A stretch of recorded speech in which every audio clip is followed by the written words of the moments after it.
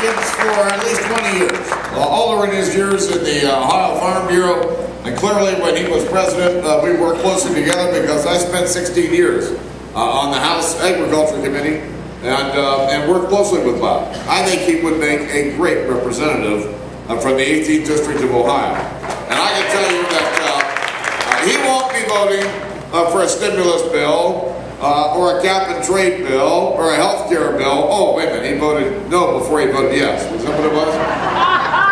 Listen, it's time to have real people in Washington who will listen to you and represent you, and that's Bob Gibbs. I can tell you that right now.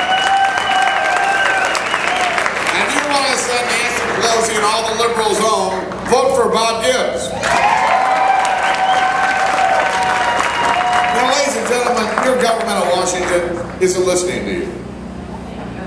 It's pretty clear. When they begin to move all these bills, the American people are screaming at the top of their lungs, stop, and yet they continue to move bills down the road one after another after another. I mean, look at the health care bill.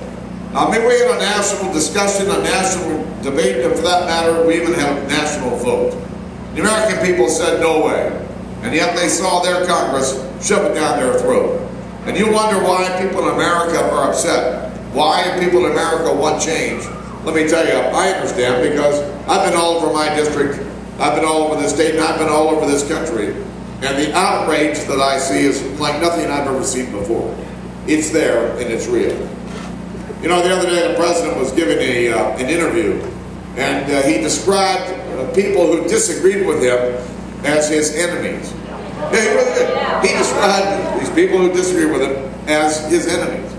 Now, you know, Ronald Reagan, George Bush, Bill Clinton, George W. Bush, you know, that word enemy was reserved for, you know, global terrorists, dictators around the world who hate freedom and hate America.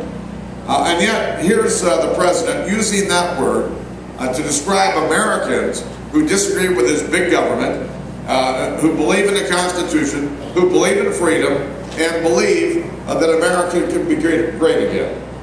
Well, I've got to tell you, Mr. President, I've got a word that describes those people who believe in our Constitution, who believe in freedom, who believe in the basic rights Americans have had that have made this country a great country. And the word isn't enemy, Mr. President. The word is patriots.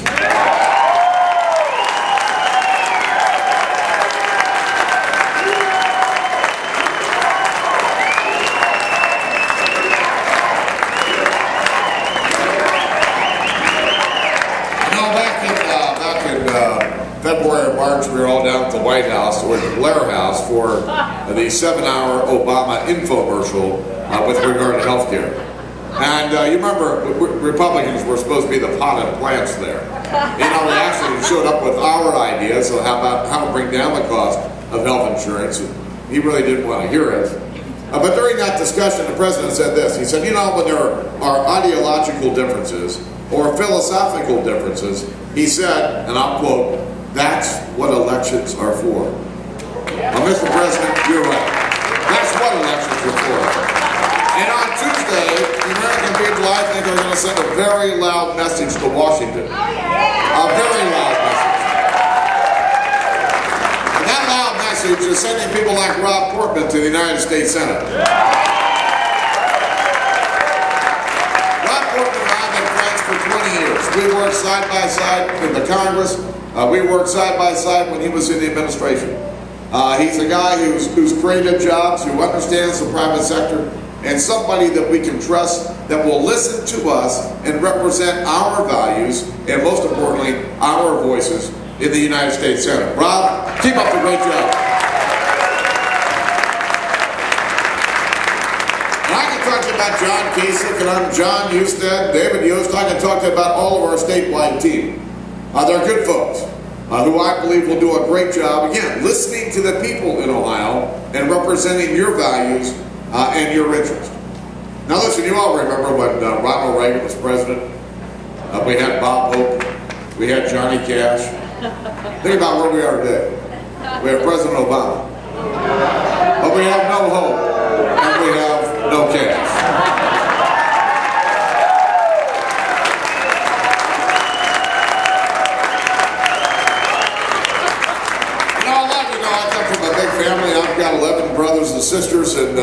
You know, the president and some others on the left try to paint me as though I'm out of touch with what's going on in the real world. Listen, I've got two of my brothers who are unemployed. I've got two of my brother-in-laws that are unemployed. Don't tell me I don't understand what's going on out in the streets of America and how desperate the situation is. Hope is coming, though. I can tell you that right now. Hope is coming.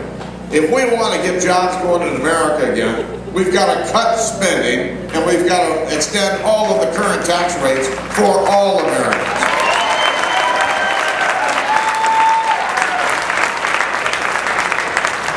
Well, I can tell you a lot more jokes, but a lot of cameras here that would just love to catch me telling you some of these jokes. You know, don't cut them up and it won't look so good. Just understand this.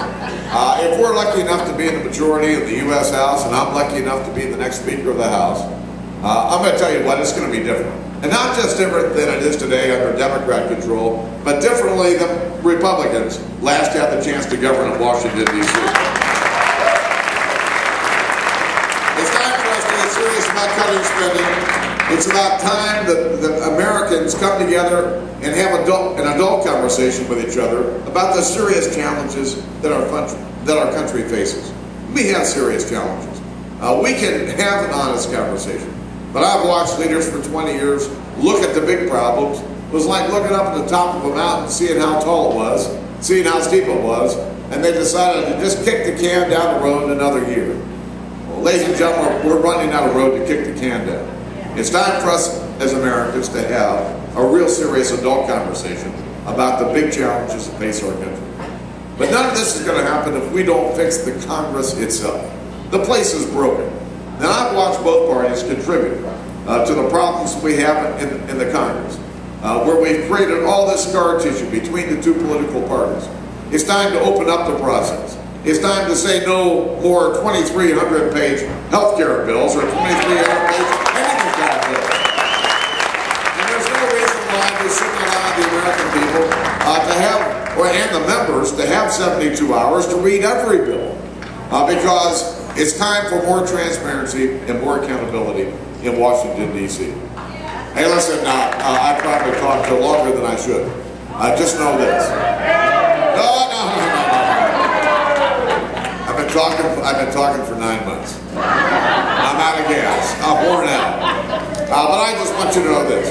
Our job in Washington is to respect the Constitution and to respect the will of the American people. And I can tell you on Tuesday night we're gonna have a big win. But it's not a time to celebrate. When 1 out of 10 of our fellow citizens is out of work, when we've buried our kids and grandkids under a mountain of debt, it's time to roll up our sleeves and go to work. God bless all of you, and God bless our great country.